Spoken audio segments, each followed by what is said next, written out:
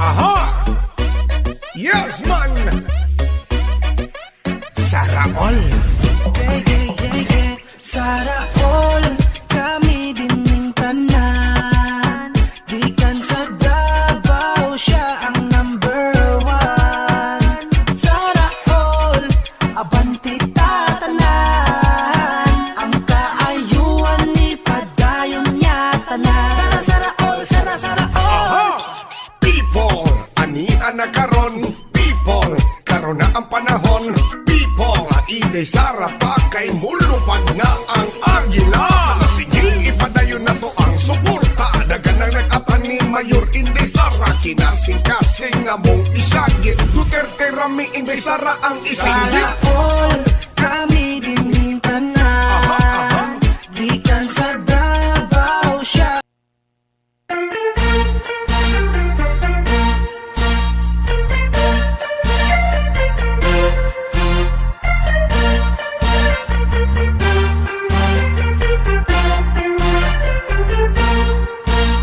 Isang simpleng tao, aking napatunayan. Mapagpakumbaba sa madla at maging sa kaibigan. Siya ay idolo ng marami, matanda at kabataan. Idolo ng inyong lingkod at tunay kong hinahangaan. Kung paano kumalinga sa kapos at mahihirap.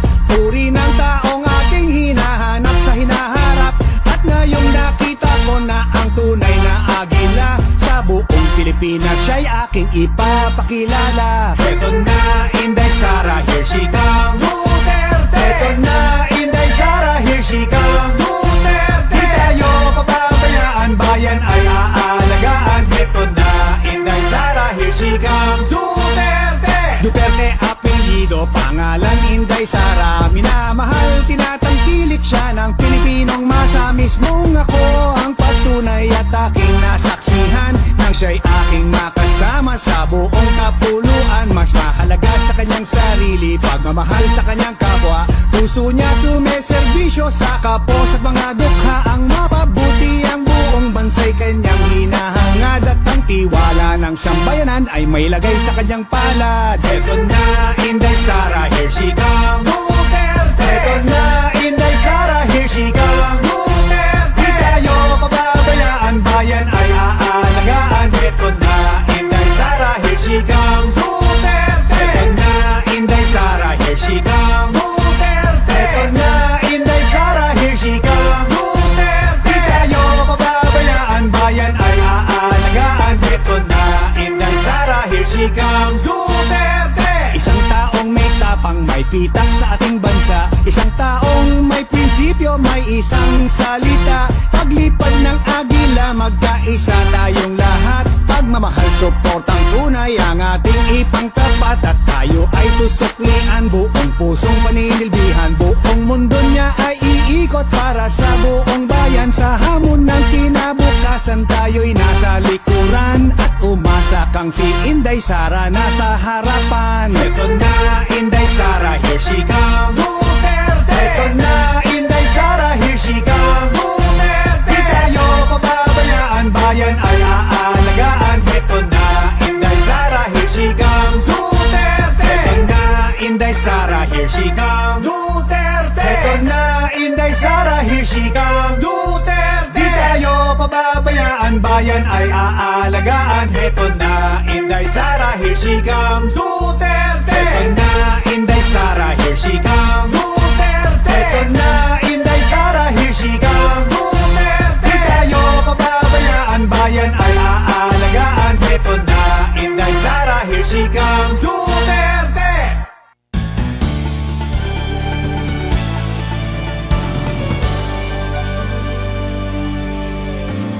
May bagong pag-asa ng nadarama, may bagong sigla tayong nakikita, pumapagaspas sa hangin. Dala-dala rin ng alon, lilipad tayo, lilipad tayo. Ipagpapatuloy ang pagbabago, itataguyod ang bawat Pilipino. Sa kanyang talinong aahon tayo. Lilipad na ang agila, magtatanggol, magmamahal sa atin.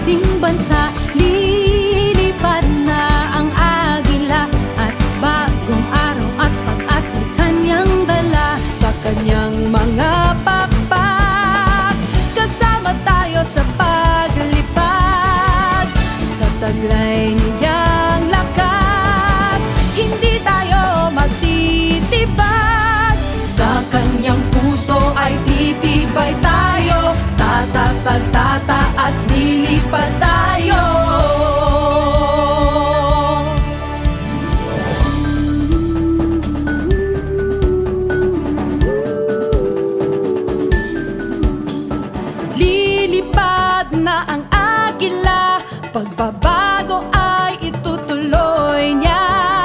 Lilipad na ang agila, pagbabago ay itutuloy niya. Lilipad na ang agila, pagbabago ay itutuloy niya. Dapat pantay-pantay ang lahat. Walang kasarian, edad o relihiyon. Walang mahirap, walang mayaman. Ang kailangan ng bansa, pagkakaisa ng bayan, disiplinadong mamamayan, tuloy-tuloy na kaunlaran. Tunay, love you! Huwag ka mag-alala, number one kita!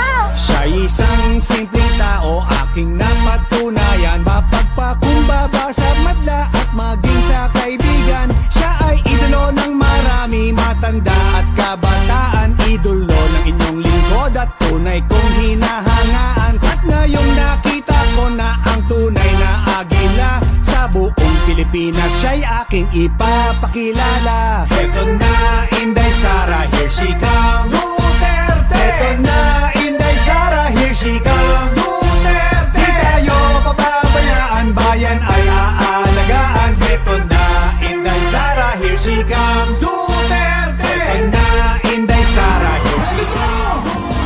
Eto na, Inday Sara, here she comes. Duterte! Di tayo pababayaan, bayan ay aalagaan. Eto na, Inday Sara, here she comes. Duterte!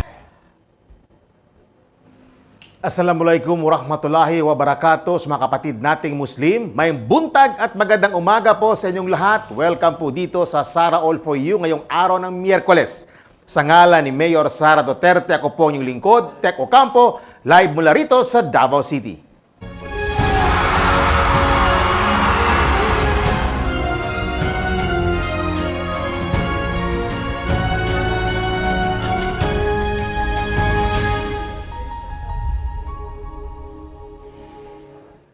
Sa pagpapatuloy ng pangangampanya ng Unity Team, pumunta po ang Unity Team sa Zamboanga City kahapon sa pangunguna ni Apo Bongbong Marcos. Pagkarating sa tinaguriang Asia's Latin City at Sardines Capital of the Philippines, nagsagawa ng motorcade ang Unity Team at inikot ang mga major streets ng siyudad de Zamboanga. Makikitang kasing init ng sikat ng araw ang pagtanggap ng mga Chavacano kay Apo Bongbong Marcos at sa buong Unity Team. Nagtapos sa pagbisita ng Unity Team sa isang grand rally na ginanap sa University of Zamboanga Summit Center kung saan libo-libong mga supporters ang nagpakita ng kanilang buong pagmamahal at suporta kay Apo Bongbong Marcos, Mayor Sara Duterte at sa buong Unity Team. Kaya't sa kanyang speech, muli siyang nanawagan ng pagkakaisa sa lahat tungo sa pagbango ng bansa at bagong lipunan. Huwag po natin hihintuan hanggang masabi po natin na dumating na ang araw na ang lahat ng Pilipino ay nagtutulungan, nagkakaisa. Sabay-sabay, humaharap sa kahit anong kahirapan. Sabay-sabay, humaharap sa kahit anong problema. At sabay-sabay, pinapaganda ang buhay dito sa Pilipinas. Kaya naman po, kapag nangyari po yan, kapag masabi na natin na dumating na ang araw, na ito na, nagkaisa na ang sambayan ng Pilipino. Gumanda na po ang buhay sa ating mga mamamayan, ang ating mga mamamayan. Ang Pilipino ay bumalik na sa trabaho. Meron ng konting pera sa bansa. Kaya nang ipangain ang kanilang pamilya, kaya na ipag-aaral ang kanilang mga anak. At bukod sa lahat, ay nagkaroon rin ang mga Pilipino ng pag-asa na ang kinabukasan natin ay magiging mas maganda kaysa sa pinagdaanan natin sa nakaraang 2 taon. Yang layunin yan, yung pangarap na yan, kapag yan ay ating nakamtan, makakaharap ng tayo muli sa buong mundo. At magmamalaki po tayo muli at sasabihin po natin, tignan niyo kami, mga Pilipino. Tignan niyo ang aming puso. Kami mga makabayanihan. At kahit ano ang ibatugyo sa amin, kami nagkaisa at kaya namin hanapin lahat namin.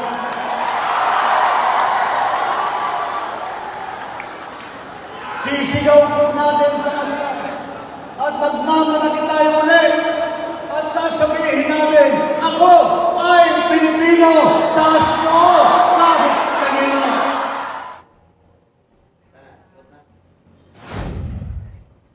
Ngayong araw, ang Davao Region naman ang binisita ng Uniteam.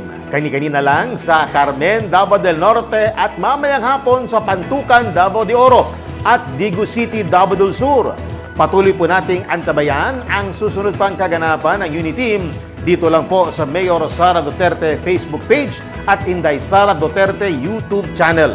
Samantala, upang maging official supporter ng Uniteam at ituloy ang pagbabago movement o IPM, narito ang mga hakbang na maaring sundin. Panorin po natin.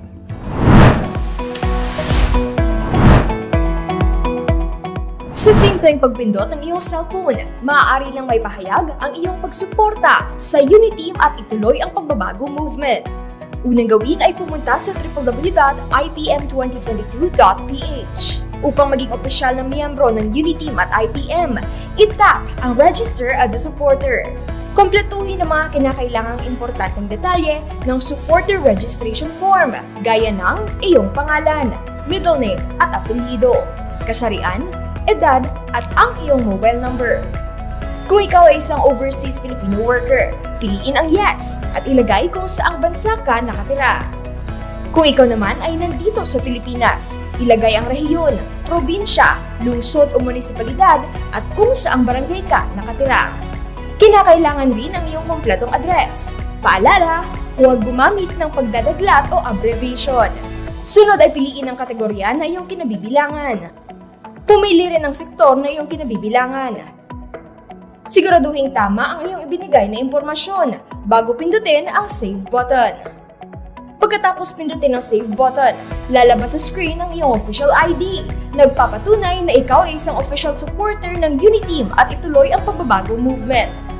Paalala, hindi na maaaring bumalik sa nakaraang page kung nariyan na ang iyong official ID. Agad na pindutin ang Save button bago ito mawala. Kung sakaling mayroong mga katanungan, maaaring message ang ituloy ang pagbabago Facebook page at agad namin itong sasagutin. Ang turo ng aking mga magulang sa aking pagtatrabaho, dapat pantay-pantay ang lahat. Walang kasarian, edad o relihiyon. Walang mahirap, walang mayaman. Ang kailangan natin, trabaho, edukasyon, mapayapang pamumuhay. Ang kailangan ng bansa, pagkakaisa ng bayan, disiplinadong mamamayan, tuloy-tuloy na kaunlaran. Ako si Inday Sara Duterte. Matibay ang puso na maglilingkod para sa mga Pilipino, para sa Pilipinas. Mahalin natin ang Pilipinas. Ba't ka sumali dyan? Panlalaki yan. Yun talaga yung mga naririnig ko that time eh. Ako po ay galing sa mahirap na pamilya. Tuloy pa rin ang buhay, lumalaban pa rin ako. Kaya nga ang ginawa ko, talagang nagsumikap ako sa lahat ng paraan na pwedeng mabuhay kami. Fulfilling. Kasi para dugot pawis po yung pinagdaanan namin during training. Lahat ng mga leader ng LGBT mag-meeting kasi mayroon daw ibigay na programa ang gobyerno tulad ng mga livelihood. The world will be a better place if objective po yung kagandahan. Ang kagandahan sa akin, it's for everybody. Maganda ako dahil nakasurvive ako sa hirap ng buhay ko noon. Ako si Inday AJ, sasagitin ka sa anumang panganib. Ako si Inday Masoy, kakampi mo sa hamon ng buhay. Ako po si Inday Darwin, hahasain ang inyong isip tungo sa magandang buhay. Inday will always love you.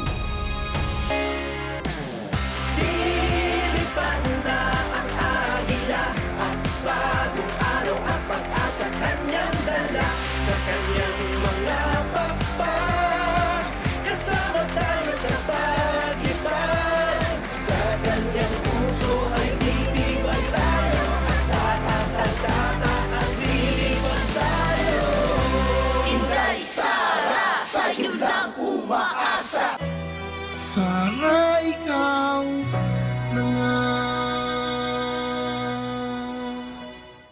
Isa sa mga pinakamahalagang proyekto na ipinatupad ng Davao City LGU ay ang Lingap para sa Mahirap program. Layunin nito na makatulong sa pangangailangang pinansyal ng mga Davaoenyo upang matustusan ang medical expenses ng mga nagkakasakit. Tunghayan po natin ang testimonya ng mga nakabenepisyo sa programang ito. Dito lang sa Inday Will Always Love You. Ang isa pang proyektong malapit sa puso ng mga Dabawenyo. Ito po ang lingap para sa mga mahirap. Ito po ay isang project ni dating Mayor Rodrigo Duterte dito sa Davao City. At knowing kung ano kaimportante ang continuity, itinuloy ko po ito na programa dito sa atin sa Davao City. More than the continuity, no, na kailangan gawin ng isang administration sa mga magandang nagawa ng previous administration, kailangan din po mag-improve yung isang project.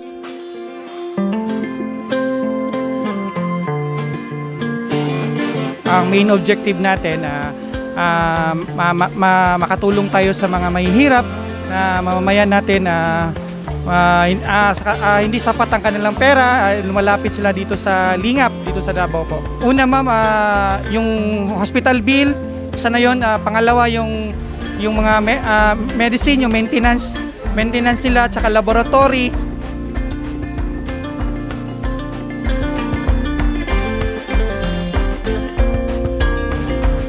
Ako po si Ian Kayla Faelnar, 17 years old from Davao City po.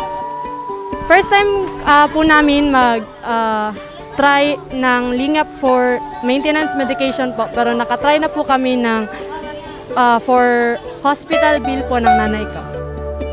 Ako si Marife Bahan from Bunawan, Davao City.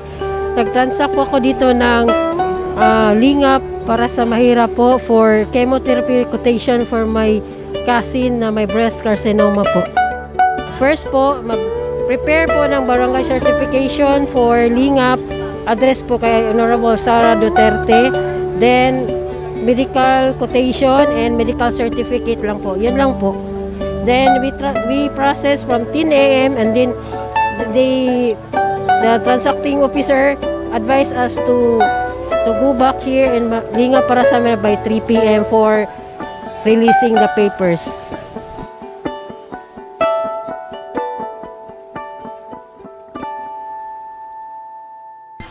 Napakalaking tulong po ng naging assistance ng lingap sa bill ng nanay ko kasi po halos na wala na po kaming nabayaran sa hospital po. Kahit po naka-private kami ng hospital po, malaki talagang tulong po. Thankful po kami sa lingap para sa mahirap po kasi mahal po kasi yung quotation ng chemotherapy from Davao Doc Hospital na kailangan matreatment talaga yung pinsan ko is breast carcinoma stage 3 na po kasi siya. So we need financial assistance.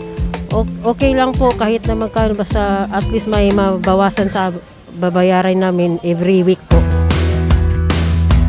Mayor, thank you po masyado kasi kami po bilang anak po at saka bilang naghihingi po ng tulong, malaki po talagang naitulong ng programang ito para po sa amin. Para hindi na po kami mamamoblema sa mga gastusin at saka sa gamot po. Mayor Sara Duterte, thank you po sa tulong nyo para sa mga Pilipino, lalo-lalo dito sa Davao City po, sa lingap para sa mahirap po. Thank you for your time. Makakaasa po kayo sa amin, sa aming suporta po.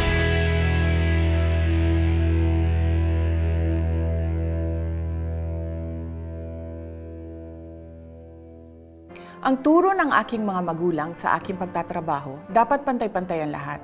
Walang kasarian, edad o relihiyon. Walang mahirap, walang mayaman.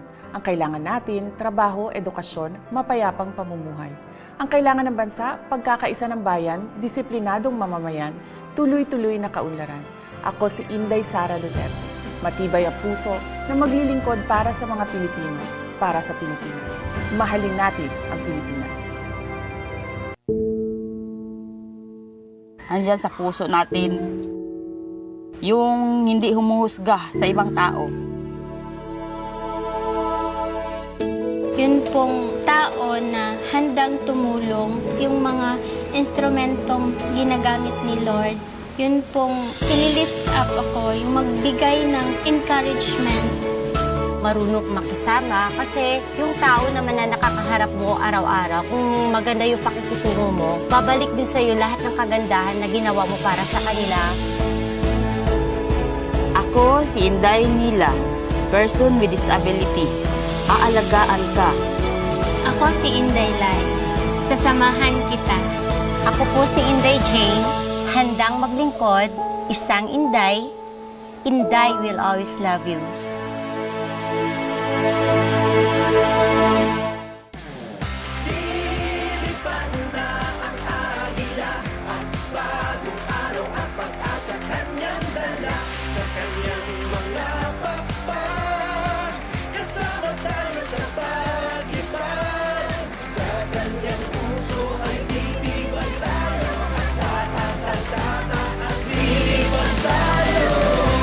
Inday Sara, sa'yo lang umaasa.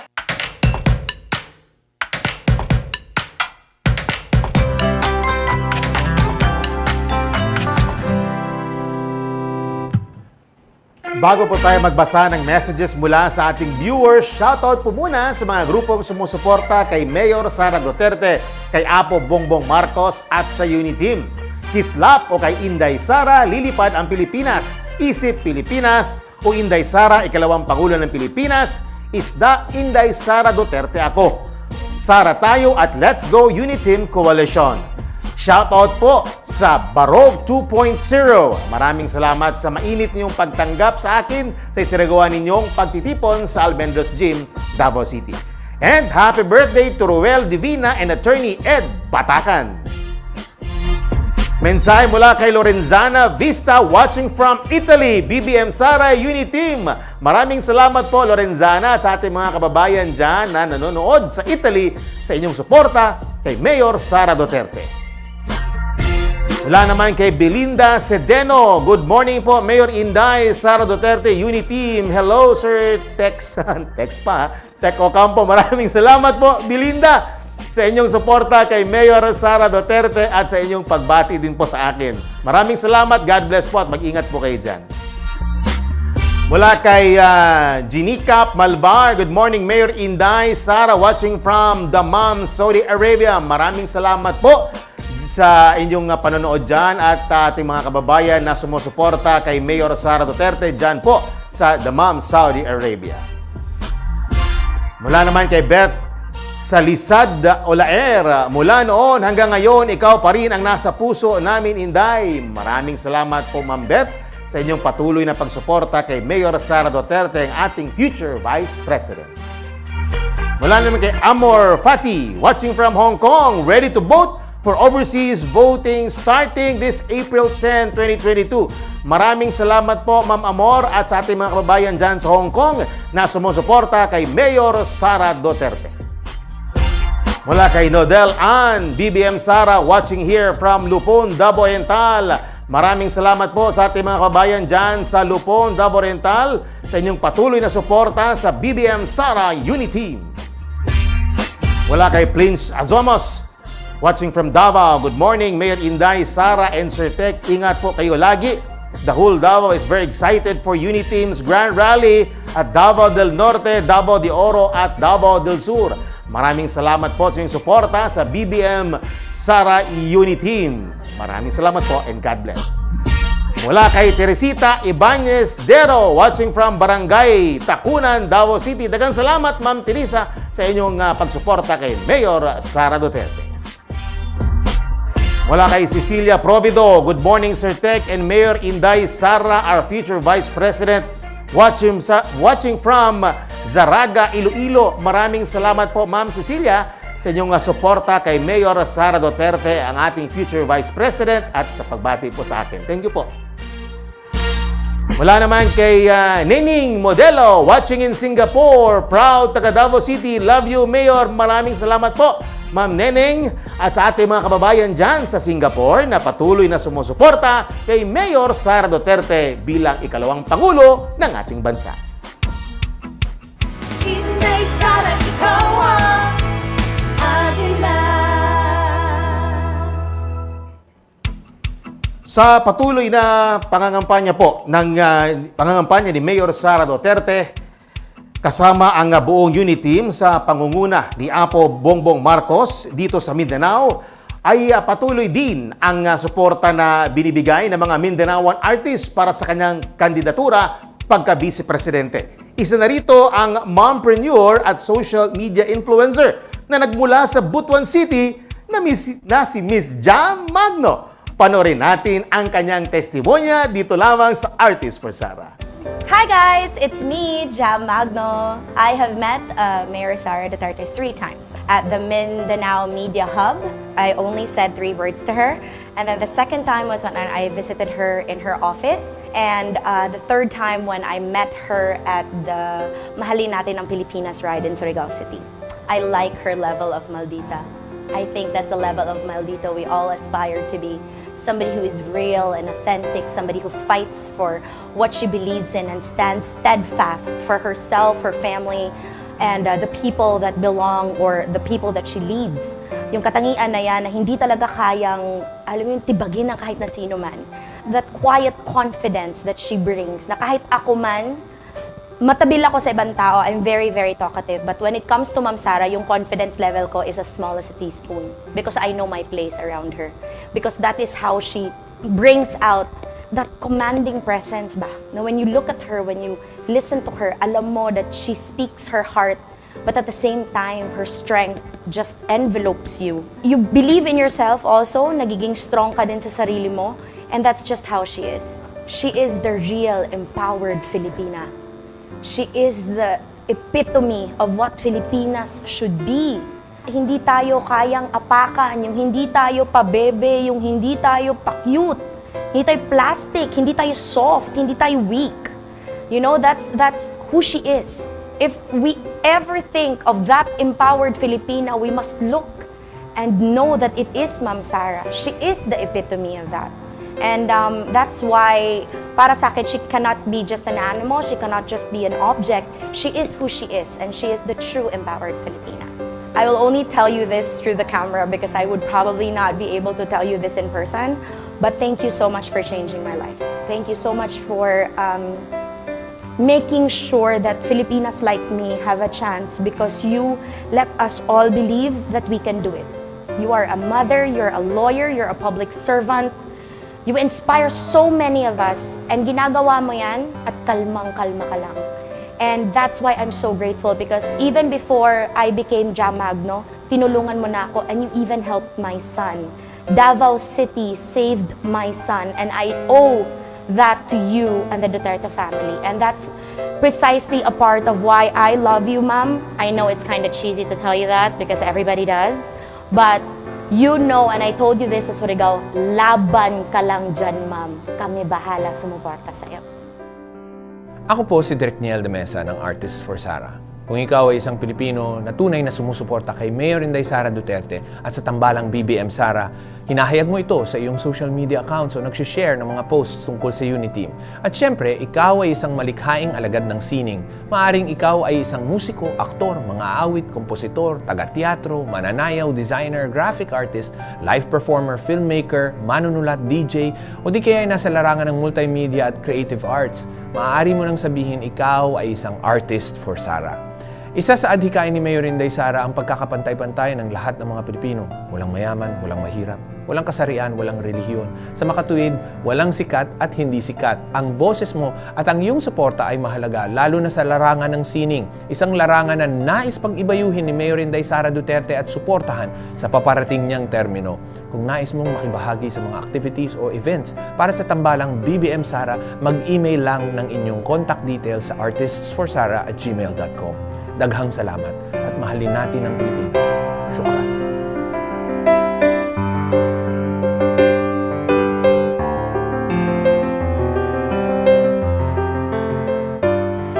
Assalamualaikum, madayaw ug maayong adlaw kaninyong tanan. Maraming salamat sa mga kasapi ng Artists for Sara para sa inyong suporta sa aking mithiin na maging pangalawang pangulo ng ating bansa. Nakakataba ito ng puso at dagdag inspirasyon at lakas ng loob para sa akin. Sama-sama po tayong isulong ang isang mapayapa at maunlad na pamumuhay para sa bawat Pilipino. Mahalin natin ang Pilipinas. Syukran.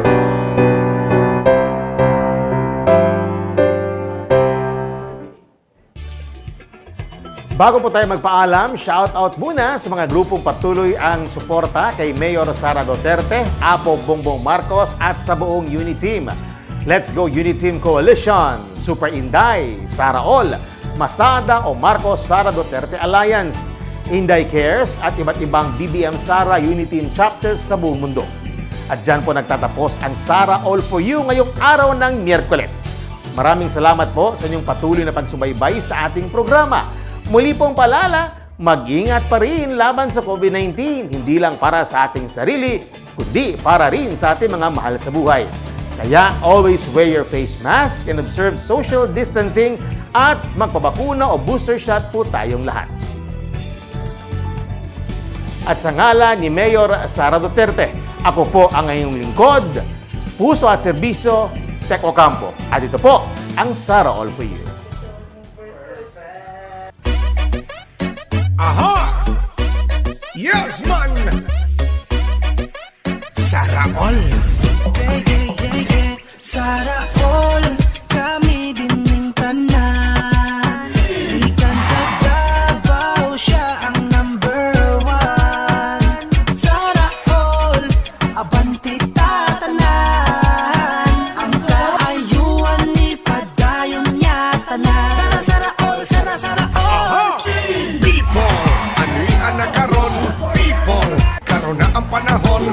People, hindi Sara pa kay mulupad na ang agila. Sige, ipadayon na to ang suporta. Daganang nag-apan ni Mayor Inday Sara. Kinasing-kasing nga mong isyagit. Duterte Rami.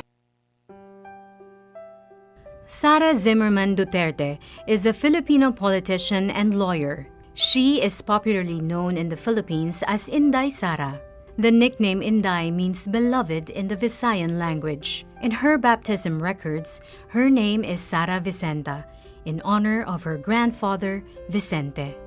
She is the second child of Rodrigo Roa Duterte, the 16th President of the Republic of the Philippines, and Elizabeth Zimmerman Duterte, a former flight attendant and teacher. Sara is the first ever elected woman and the youngest vice mayor and mayor of Davao City. Her life is profoundly backdropped by her family's long history in politics and public service. Her socio-political acumen and leadership skills have been sharpened by the Duterte family's tradition of working in the government and serving the people. Sara's grandfather, lawyer Vicente Tete Gonzales Duterte, was governor of the then undivided Davao Province from 1959 to 1965. For 3 years, starting 1965, he served as a Secretary of General Services of former President Ferdinand Marcos. Before this, he served as acting mayor of Cebu's municipality of Danao from 1946 to 1948. Sara's Lolo Tete was a man remembered by many for his humility and magnanimity. Her grandmother, Soledad Gonzales Roa, was an educator who established a foundation in Davao City that served indigenous people's children needing education. On the other hand, Sara's maternal ancestry provided her with an acute understanding of the heart of the working class. Her maternal grandfather, Godofredo Baldazo Zimmerman, was the son of George John Zimmerman, a German-American missionary, and Cristita Baldazo, who hailed from Hilongos, Leyte. Her lolo Godo worked his way up from crew to ship captain. Sara's grandmother, Purissima Puring Fortunado Abellana, was an exuberant popular vendor in Davao City's Bangkerohan and Manila's Baclaran markets. Puring's roots are traced back to Tuburan, Cebu, and is said to be a putative descendant of Hari Tupas, the son-in-law of Hari Humabon. Before politics, Sara had a brief stint as a court attorney in the Supreme Court of the Philippines in 2006. She then served as vice mayor from 2007 to 2010 and was elected mayor in 2010 in what is now known as the biggest landslide election victory in the history of Davao.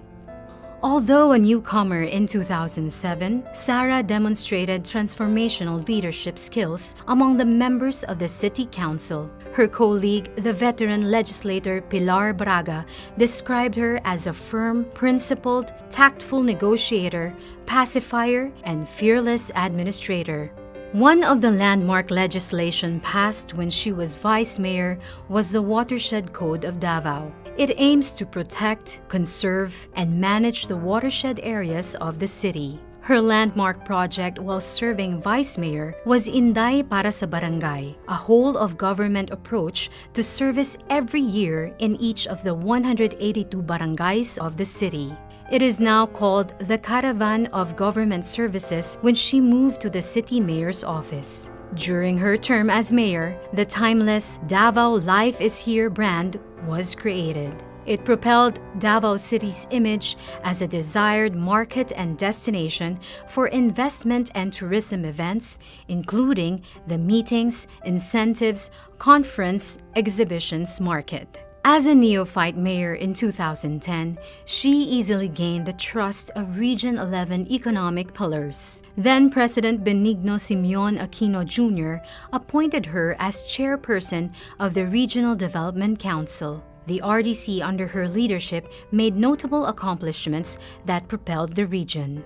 She was also selected as a NEDA Board Regional Development Committee Mindanao Area Committee chairperson. During her first full year as RDC chairperson, Davao Region's gross regional domestic product expanded from 3.9% in 2011 to 7.1% in 2012. Because of this notable accomplishment, Sara was lauded by Joey Salceda, a prominent economist and well-respected member of the House of Representatives, as someone with an enlightened leadership style and sophisticated economic thinking. Under Sara's leadership, Davao City soared to greater heights and emerged as a premier city in Mindanao. For the short period of 2011 to 2013, Davao City received 36 awards, citations, and recognitions for good governance, business, tourism, health, environment, fiscal management, transparency, among others. Sara served as a regional officer of the National Movement of Young Legislators in 2007 to 2010 and served as officer in the National Executive Board of the League of Cities Philippines in 2010 to 2013. At this point, she already figured in the early surveys for senators in the 2013 elections, even if she was underage. In 2013, Sara took a respite from politics, devoting her time as one of the partner lawyers of Carpio and Duterte lawyers. She passed the pre-judicature program of the Philippine Judicial Academy in preparation for her plans to join the judiciary. Her desire to continue serving the public led her to be involved in a non-government organization, and in 2014, she was elected to the Board of Governors of the Philippine Red Cross. On the side, she worked on various product endorsements and as a segment host for a local morning news show on GMA Network. Her hosting job gave her the opportunity to volunteer, deliver relief, and report firsthand on the damage and the needs of the Boholanos during the 2013 earthquake. In 2016, Sara re-entered local politics and ran for mayor. She and her mother Elizabeth, who was in between cancer treatments, embarked on a national bus caravan called Biyaheng Duterte to help campaign for President Duterte. They were joined by some members of the family and Sara's friends and classmates from high school. Fresh from the success of the bus campaign, the centerpiece of her mayoral comeback was called Biyaheng Duterte, a political agenda guided by 30 projects for 10 priority sectors: education, health, poverty alleviation, infrastructure development, solid waste management and environment, agriculture, investment and tourism, traffic and transportation management, disaster risk reduction and management, and peace and order. As a believer of continuity, Sara's 2019 mayoral re-election bid was anchored on the 2016 platform, but this time called Biyaheng Duterte, the second trip. Sara relentlessly pursued peace and progress in her administration. As a result, she was able to lift Davao City to a stellar national status with 117 awards, citations, and recognitions from March 2017 to December 2021. Davao City is included on the 2021 Top 10 Richest Cities of the Philippines of the Commission on Audit. And in the same year, Davao City was ranked the 4th most competitive, highly urbanized city by the Department of Trade and Industry. At the end of calendar year 2022, Davao City is expected to be debt-free. At the start of 2016, when she returned as mayor, Davao City's loan balance was in the amount of 1.3 billion pesos out of all loans contracted by the city during the years 2000, between 2005 and 2010, and in 2015. Loan repayments have been consistently provided for in the budget. For the year 2022, the amount of 46.7 million pesos has been made available for the final repayment, making Davao City debt-free. During her terms as mayor between 2016 and 2022, she played supporting roles to the Regional Development Council and the Regional Peace and Order Council. Sara accepted the challenge of the appointment as chairperson of both the Metropolitan Davao Coordinating Committee under the RDC and the Task Force Tuganay of the RPOC. Both committees are trailblazing peace and development initiatives in Region 11. The Metro Davao Committee lists as an accomplishment the House of Representatives and Senate approval of the creation of Metropolitan Davao Development Authority. Sara has been recognized both here and abroad for the work that she has done as local chief executive. In 2012, she was one of the 88 nominees to the prestigious World Mayor Awards and one of the only 2 Filipino mayor nominees. In 2021, she was selected as the Philippines' top-performing mayor with a rating of 93% by an independent and non-commissioned survey of the RP Mission and Development Foundation, Incorporated. It was a feat achieved in the time of the crushing COVID-19 pandemic. Foreign governments have also recognized Sara for her work, generously supporting and inviting her to learn from their countries. She was one of only 2 Philippine mayors invited in 2012 by the government of Israel to attend the 28th International Mayors Conference. In that same year, she also participated in the World Mayors Forum in Singapore. In 2018, Sara participated in an urban planning study tour in the cities of Tokyo and Kitakyushu with the Japan International Cooperation Agency. And in 2020, she attended the 88th Winter Meeting of the United States Conference of Mayors in Washington, D.C. Sara is an alumna of the International Visitors Leadership Program of the U.S. State Department. Her advocacies are reflected in the projects dearest to her, the Peace 911, Magnegosyo Taday, Pagbabago Campaign, and the Kian Gabriel Hotline. Peace 911 is a successful local peace initiative that practically brought stability to the once conflict area of Paquibato District in Davao City. The project contributed to the collapse of the New People's Army Guerrilla Front 55. Magnegosyo Taday is a livelihood support project that encourages entrepreneurship of women. The success of MTD spawned the Rainbow Magnegosyo Taday that intend to support entrepreneurship in the lesbian, gay, bisexual, and transsexual community. The Pagbabago campaign is a 2-pronged approach to solving interlocking problems related to poverty, children's education, and responsible parenthood. Through the Pagbabago campaign, children and parents in the communities are given bags branded as Pagbabago that contain reading materials on the importance of education and responsible parenting. Sara personally delivers these bags to children and parents. She uses her voice and influence to steer families into the right path out of poverty.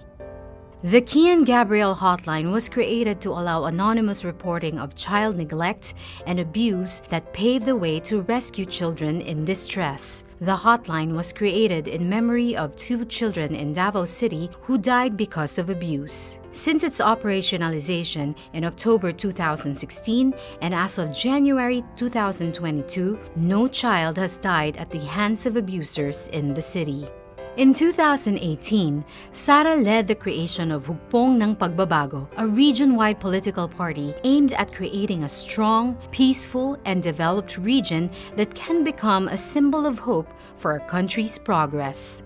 Just like in 2016, she also went around the country in 2019, but this time on her favorite big bike, a 900cc Yamaha XSR, she fondly named Ella to help campaign for senator candidates.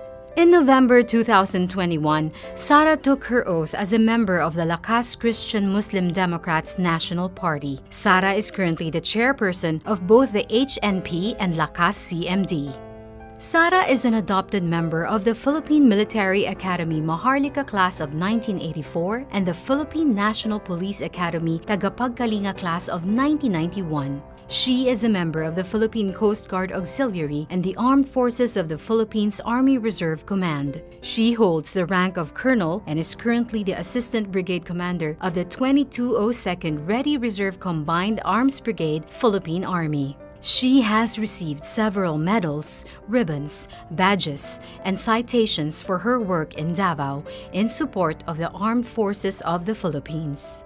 She also received a presidential award from former President Benigno Simeon Aquino Jr. and the Philippine Commission for the Urban Poor in December 2011. And in August 2021, Sara was celebrated by Asia Pacific Luminaire Awards as someone who has contributed to the creation of a brighter future. Sara is a Bachelor of Science in Respiratory Therapy graduate from the San Pedro College in Davao City. She received her Juris Doctor degree from the San Sebastian College Recoletos in the city of Manila. She was presented as one of the 30 most outstanding St. Augustine awardees of San Sebastian in January 2014 and was granted by the San Sebastian College of Law the Distinguished Alumna Award for Public Service in February 2020.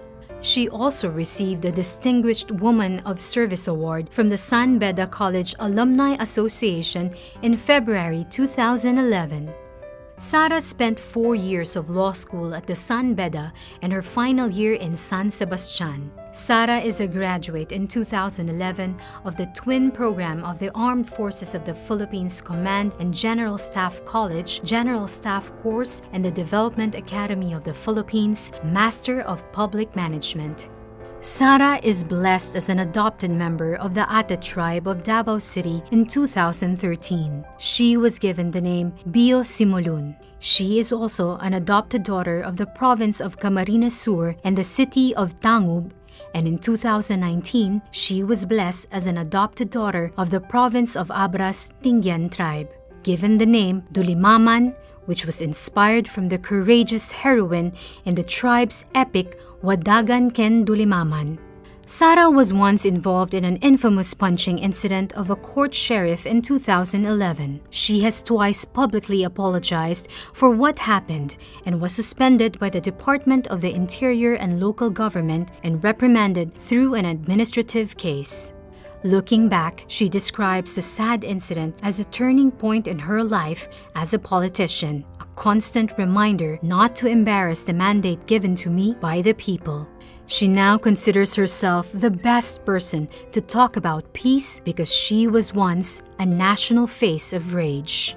Meanwhile, Sara has a collection of photos of herself with facades and altars of numerous Catholic churches taken during her travels all around the country. She is keenly interested in the architecture and history of Catholic churches, believing that each reflect the faith of the people and the uniqueness of the towns where these churches are built.